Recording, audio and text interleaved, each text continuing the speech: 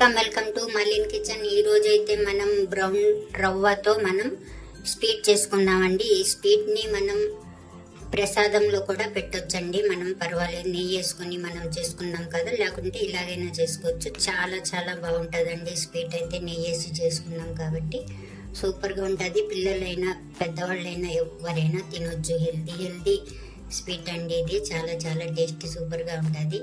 బాగా చూడండి। ఈ రెసిపీ నచ్చితే లైక్, షేర్, కామెంట్, సబ్స్క్రైబ్ చేయండి మర్చిపోకండి। మీ ఫ్రెండ్స్ కి షేర్ చేయండి। వీడియో చూడాలంటే నోటిఫికేషన్ ఆన్ చేసుకోండి। వీడియో అయితే పూర్తిగా చూడండి। వీడియోలో ఎలా చేసామో అలాగే చేయండి, అదిరిపోతుందండి ఈ స్వీట్ అయితే। బ్రౌన్ రవ్వ స్వీట్ అండి, చాలా చాలా బాగుంటుంది। ఈ రెసిపీకి టార్గెట్ 50 లైక్స్ అండి। తప్పకుండా లైక్ చేసి ఫుల్ వీడియో చూసేయండి, చాలా చాలా సూపర్గా ఉంటుంది। తప్పకుండా చూడండి, బాగా చూడండి। Thank you. దాన్ని మనం ఒక గిన్నెలో 2 గ్లాసులు నీళ్ళు అయితే వేసుకోవాలండి। వేసుకొని మనం పక్కా స్టవ్ మీద మరిగించుకుందామండి।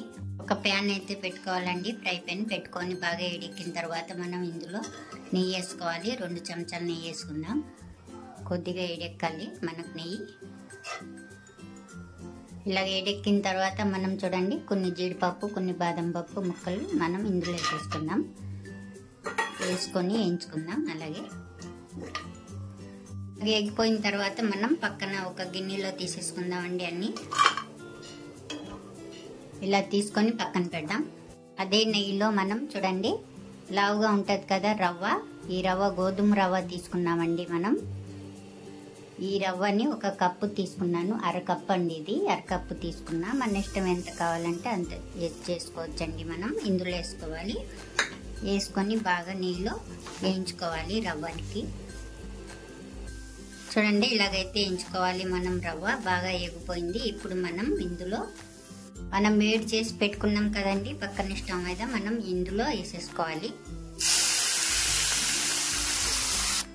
వేసుకున్న తర్వాత బాగా కలుపుకొని మనం ఉడికించుకోవాలి। నీళ్ళన్నీ ఉడికిపోవాలి। నీళ్ళైతే మనకు బాగా దగ్గర పడినాయి, చూసారా? మొత్తం నీళ్ళన్నీ అయిపోయినాయి, బాగా ఉడికిపోయింది। ఇప్పుడు మనం ఇందులో చూడండి, ఏ కప్పుతో మనం రవ్వ తీసుకున్నామో ఆ కప్పుతోనే మనం బెల్లం తీసుకోవాలి। ఇంకా కావాలంటే మనం ఎక్కువ తీపి వేసుకోవచ్చండి, మన ఇష్టం। నేనైతే 1 వేస్తున్నానండి। ఇందులోనే 1/4 టీ స్పూన్ యాలక్కాయల పొడి వేసుకోవాలి। వేసుకొని ఇప్పుడు బాగా దగ్గర పడేదాకా, బెల్లం ఉడికేదాకా ఉడికించుకుందాం। ఇందులో మళ్ళీ 1 చెంచా నెయ్యి వేసుకుందామండి మనం। వేసుకొని బాగా కలిపేసుకుందాం। ఇలాగైతే మనకు రెడీ అయినట్టే అండి, చూసారా? గట్టిగా అయితే పడింది మనకు।